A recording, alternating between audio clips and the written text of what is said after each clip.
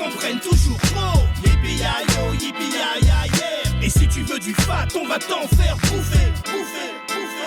Hey yo Jah, c'est grassouillet. Pour l'apéro j'ai fini 3 poulets. Pour le dessert j'ai fait léger, j'ai pris un cassoulet. Mon anatomie c'est devenu une vraie charcuterie. C'est plus un fois que j'essaie une aubergine farcie. J'aurais bien dû me douter qu'il m'arriverait des tuiles. Vu que ce qui coule dans mes veines c'est de l'alcool et de l'huile. Je rentre plus dans mes polos, je fais le poids d'un épaulard. T'as gagné le gros lot, t'es tombé sur un gros lard. Yippee-ya-yeah, yippee-ya-ya-yo. Dis-moi qui est le plus beau, qui est le plus gros. Yippee-ya-yo, yippee-ya-ya-yeah. Je suis le genre de modèle qui ferait bien de respecter. Yippee-ya-yeah, yippee-ya-ya-yo. C'est pour tous les gars comme moi qu'on prenne toujours trop. Yippee-ya-yo, yippee-ya-ya-yeah. Et si tu veux du fat, on va t'en faire bouffer. Bonjour et bienvenue dans Gastronomiquement Vôtre, l'émission qui décortique le contenu de vos assiettes et les coulisses des restaurants. Une émission exceptionnelle car j'ai des invités exceptionnels. D'abord le premier et pas des moindres. Il a ses fans ici au Havre avec Alan de chez Crêpes Chignon, Kevin du Drive de Montivilliers et d'autres. Mais aussi chez lui à Montréal, où mon ami Yannick de Terrebonne qui regarde toutes ses vidéos.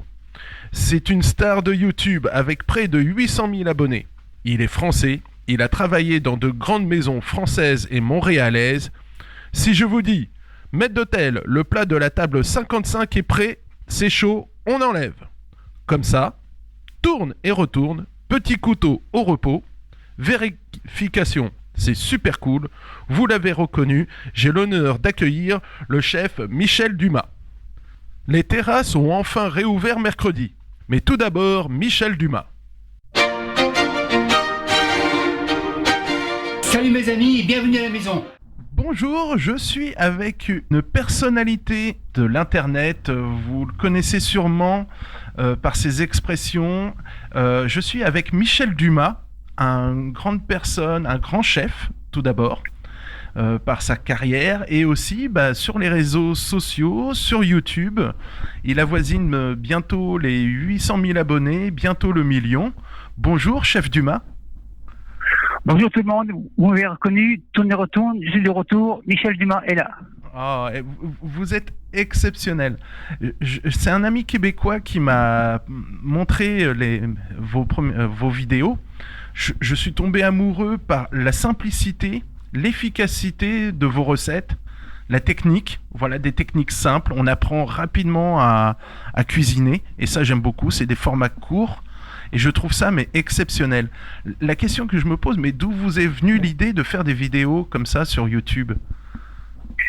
C'est-à-dire en premier c'était pour que ma mère avait reçu d'une de mes sœurs un laptop dans sa résidence pour personnes âgées. Et puis je me suis dit, tiens, je vais lui faire une vidéo pour montrer comment je suis à Montréal, parce qu'elle est jamais venue ici. Et puis, donc je lui ai fait une vidéo. Et puis mon garçon, à cette époque, était un petit peu doué sur Internet. Il m'a dit, pourquoi on ne ferait pas une chaîne YouTube ? Alors on a mis cette vidéo sur une chaîne YouTube. Et puis elle a explosé du jour au lendemain. Et ça m'a donné le goût de continuer. Ah oui, vous avez commencé en 2013, c'est ça ? J'ai cru comprendre. Ouais, c'était juste pour ma mère. À la limite, c'était au départ juste que pour ma mère me voie à Montréal. Et puis, depuis dans l'aiguille, ça a explosé. Ah oui, mais c'est un truc de fou. Parce que vous êtes français à l'origine. Absolument, je suis né à Poitiers, mais j'ai grandi un peu partout en France parce que mon père était directeur de centre hospitalier universitaire. Alors on déménageait très souvent. Ah oui, et vous avez fait vos armes dans le sud-ouest.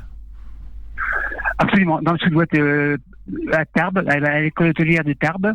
Et de là, j'ai fait des stages dans le Gers, dans les grandes tables, comme la table des cordeliers. Et puis, vu que les meilleurs élèves de promotion avaient des stages dans les places de haut niveau, on m'a envoyé comme par exemple au hôtel, on m'a envoyé par exemple comme à l'hôtel Le Grand Paris à Digne-les-Bains, et ensuite en Angleterre. Et un jour, vous avez pété un plomb, vous êtes parti au Québec. Non, j'ai pas du tout perdu un plomb. Non, c'est pour rire. C'est juste que à cette époque, en 75, les chefs en France prenaient les finissants d'école hôtelière pour des imbéciles. Alors je me suis dit, si on est des imbéciles, on part ailleurs. Ouais, mais c'est... Et je suis venu ici au Canada, et comme par hasard, ma première place était chef exécutif d'une brigade de 32 cuisiniers. Donc, c'était un bras d'honneur pour eux. Ah oui, mais c'est... Ah oui, belle reconnaissance en tout cas. À 22 ans, je veux dire, en France, c'est impensable et c'est impossible. À 22 ans, vous aviez une brigade de 32 ? Ah oui. Ah ouais, c'est phénoménal. Ah oui, c'est... Ah, je suis sur le cul, là. J'étais admiratif et... Ah oui, effectivement. Alors qu'en France, ça prend moins un bon 40 ans d'expérience pour avoir cette position. Ah oui, effectivement, ouais, c'est un truc de fou. Moi, ce que j'admire beaucoup, c'est que vous n'avez pas peur de faire des plats traditionnels dans vos vidéos, comme d'aller faire un burger, un wrap, de faire du kebab. Vous êtes un peu un touche-à-tout en final. Ben, en effet, car sur une chaîne YouTube, il faut être pas mal diversitif. Il faut faire du fast-food, il faut faire un peu pour tout le monde. Ah oui, non, mais... Et moi, j'adore, c'est... Parce que si on ferait les choses compliquées toujours, les gens, ils se planeraient. Il faut toucher... C'est pour ça que je suis peut-être vu partout dans le monde, parce que mes affaires sont, on pourrait dire, internationales, et que les produits se trouvent un peu partout. Ah oui, c'est exactement ça. Alors moi, je suis admiratif quand vous travaillez les produits du Sud-Ouest, mais je vous ai vu faire le fameux kebab style wrap. Là, j'adore le poulet, le poivron, l'oignon, un peu d'ail, les épices. Boum, on fait le petit mélange, la petite feuille de wrap au pesto. Hop, c'est plié, c'est magnifique, quoi. C'est fluide, c'est joli, et c'est drôle. C'est toujours drôle, ça que j'admire. Allô ? Oui. Moi, je suis admiratif, mais ça vient du monde du jeu vidéo. J'ai cru comprendre aussi. Vous avez eu un boom, vous avez explosé grâce aux jeux vidéo. Oui, il y a beaucoup de. C'est le forum 1825 qui m'a fait des trucs en vidéo, oui. Ah ouais, parce que vous avez des expressions, c'est le couteau jaune, le coupe, tourne, retourne. J'essaie de les avoir en tête, mais il y en a tellement. Et ça, ça me fait... C'est comment dire ? C'est-à-dire que je parle en style code, c'est pour éviter la philosophie qui fait dormir les gens. Ouais, c'est efficace. C'est super efficace. Voilà. On est hyper... Quand on dit on coupe, c'est pas la peine de raconter sa vie pour couper. Ouais, c'est coupe, recoupe, retourne, poil. Et voilà. Voilà, et c'est prêt. Couteau fatigué, à la plonge, et puis voilà. Et vous avez aussi d'autres petites activités. Je sais que vous faites aussi... Il y a une boutique sur votre site internet. On peut acheter les fameux couteaux de toutes les couleurs. J'ai vu ça. Oui, dernièrement, on a les petits couteaux de toutes les couleurs, de très haute qualité d'ailleurs, genre Victorinox. Et puis les tabliers, les t-shirts, les masques, on les avait dans le boom, mais maintenant les masques sont en voie de disparition, donc ça marche pas trop bien. À moins de faire une méga vente en Inde, mais c'est pas le cas. C'est pas le cas, effectivement.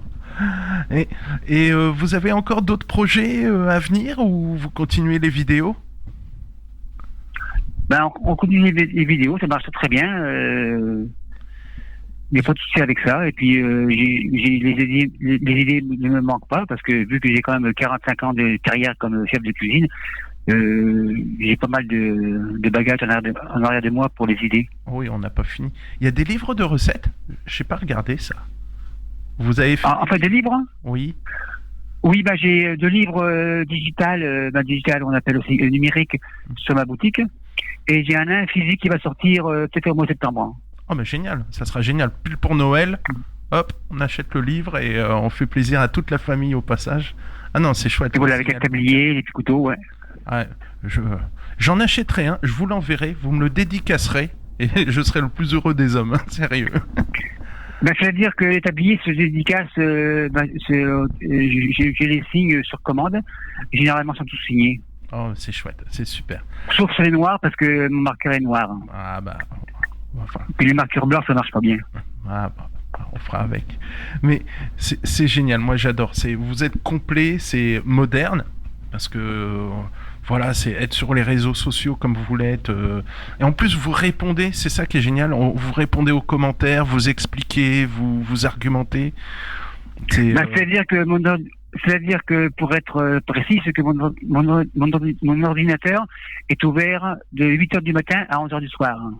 Ah oui. Donc j'ai toujours accès aux commentaires, aux messages, et donc je réponds on peut dire que je réponds comme on répond au téléphone. Ah oui, c'est exactement ça. Vous êtes magnifique. Vous êtes une belle personne et ça j'apprécie beaucoup. Merci beaucoup, chef Dumas. Vous êtes vraiment une personne. Alors je vais expliquer à mes auditeurs.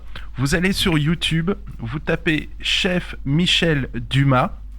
Vous allez tomber sur ces recettes. Alors il y en a plus de, j'en ai compté, ouais, il y a 300 recettes au moins déjà en vidéo. C'est un truc de fou. Et peut-être une dernière question. C'est comment vous faites c'est vous qui filmez? Il y a un petit truc de logistique? Vous faites ça en fait? C'est-à-dire que dans ma cuisine il y a un îlot, ce qui fait que pour les vidéos je ferme la cuisine avec cet îlot, et mon garçon est devant avec son trépied, et puis il me filme.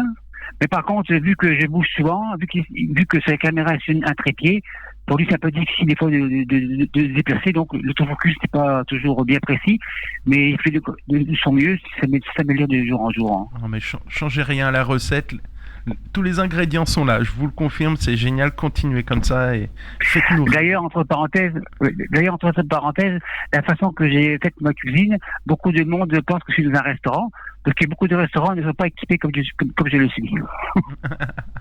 C'est génial. Ah, je suis admiratif.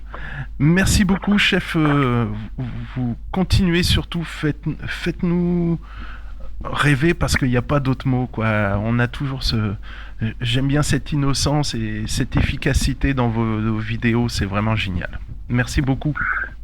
Tout le plaisir est pour moi. Merci beaucoup de m'avoir invité aussi. Et donc, à la prochaine. Comme j'ai dit dans les vidéos, à la prochaine. C'est un homme admirable. Bon, il commence à se faire faim. J'appelle chez Lily juste après Sympathique de Pomplamoose. Ma chambre a la forme d'une cage.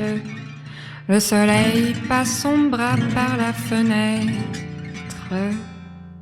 Les chasseurs à ma porte comme des petits soldats qui veulent me prendre. Je ne veux pas travailler, je ne veux pas déjeuner, je veux seulement oublier, et puis je fume. Déjà j'ai connu le parfum de l'amour, 1 million de roses n'embaumerait pas autant. Maintenant une seule fleur dans mes entourages me rend malade. Je ne veux pas travailler, non, je ne veux pas déjeuner, je veux seulement oublier, et puis je fume. Je ne suis pas fière de ça, vie qui veut me tuer. C'est magnifique être sympathique, mais je ne le connais jamais. Non, je ne veux pas travailler, je ne veux pas déjeuner, je veux seulement oublier, et puis je fume.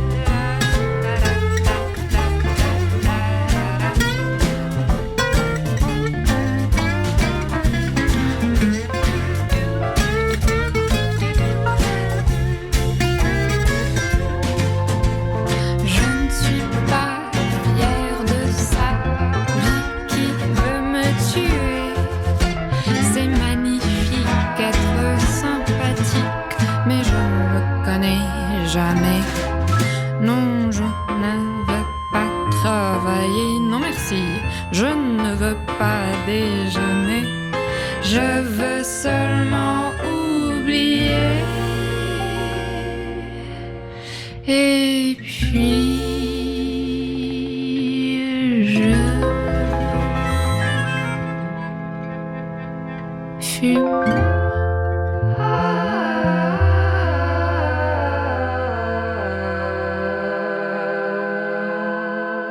Bonjour, bah voilà, maintenant là je suis avec Marguerite du Margot et Igor de chez Lily. Pardon ? Bonjour. Bonjour. Alors c'est un peu décalé, on est par téléphone, c'est un peu compliqué, c'est technique. Alors vous êtes vous êtes au quartier Saint-François. Alors chez Lily, on le repère vite, c'est juste au pied du petit port, c'est ça ? Exactement, on est à côté du bassin du Roi, en face du port de pêche, à côté de la maison de l'armateur, en angle. Donc quand on prend le pont du quai Southampton, on est un immeuble bleu qui est largement visible de loin. Ouais, et c'est tout frais chez Lily, c'est tout nouveau ? Tout frais, tout nouveau. On a ouvert le 15 août, on a eu la bonne idée d'ouvrir à barre entre la vague 1 et la vague 2. On a trouvé une petite interstice entre les deux, on a pris la vague, voilà. On a pris aussi un petit peu de bouillon parce qu'une semaine après on a dû fermer, mais c'était une belle ouverture avec une belle terrasse, un joli soleil normand. Et ben on est prêt à réattaquer la même histoire pour une version 2021 un peu plus longue j'espère que 2020 pour nous. Oui, je l'espère pour tout le monde, oui. Et donc, avec le Margot, alors Margot, on connaît, au Havre, c'est Gauthier et Marguerite, d'où le nom du restaurant. Tout à fait. Voilà, c'est presque devenu une institution maintenant au Havre.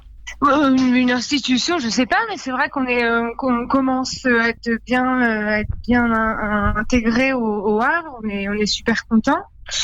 On a hâte de réouvrir et on est bien au quartier Saint-François. On est super content de faire ce brunch avec Lily, justement pour faire un peu rayonner aussi, c'est vrai, le quartier Saint-François. Donc on est super content en tout cas. Marguerite, elle est modeste parce que moi je suis pas Havrais d'origine. Pour moi le Margot c'est clairement une institution. À peine débarqué au Havre, on me dit il y a 3 tables où il faut manger, dans les 3 il y a le Margot. Bon voilà. Donc je pense quand même Marguerite que vous êtes une institution. Ça ne vous vieillit pas, ça ne vous encourage pas, mais vous êtes quand même une institution. Voilà. Au sens c'est quand même une très bonne table du Havre. Je confirme, j'ai que des bons échos et je vis plutôt dans un coin un peu bourgeois, donc je confirme, c'est très renommé. Et non mais c'est gentil. Hein. Mais c'est vrai que Gauthier du coup il fait une cuisine, une cuisine un peu qui change et tout ça, donc. Avec des bons produits, donc voilà, c'est ce qu'on essaye de faire. Et c'est vrai qu'a priori ça fonctionne bien.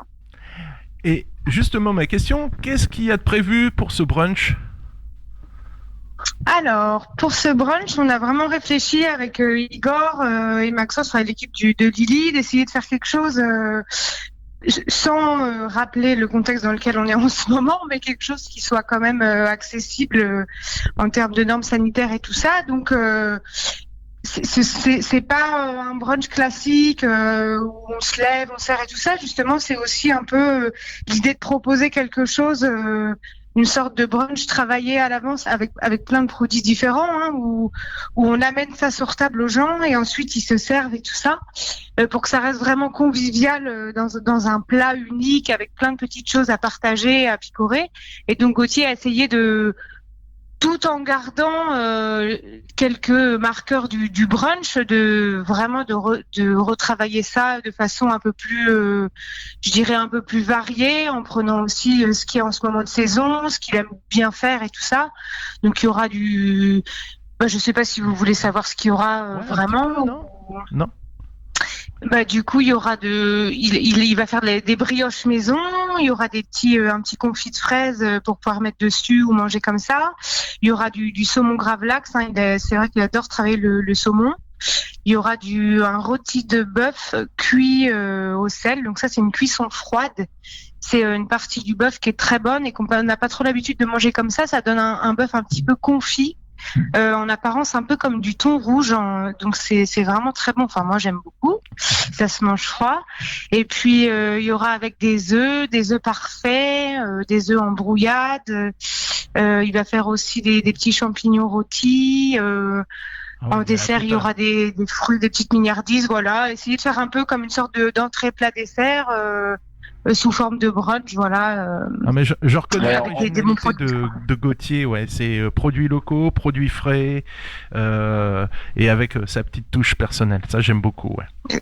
Ouais, Et on voilà, passe c'est ça. des viennoiseries au dessert, effectivement, en passant par les incontournables pour le brunch. Et Marguerite, il y aura en plus du magret fumé froid, si je dis pas de bêtises, et Merci une Igor. petite salade de jeunes pousses. Exactement. Ah ouais, c'est Voilà. ouais, ouh. Et évidemment, comme c'est un brunch, il y a thé, café, chocolat chaud, jus de pomme fermier, du lieu chéri en Basse-Normandie et du jus d'orange pressé Ah bah, c'est chouette. pour compléter la formule. Ah bah c'est la totale. C'est parfait.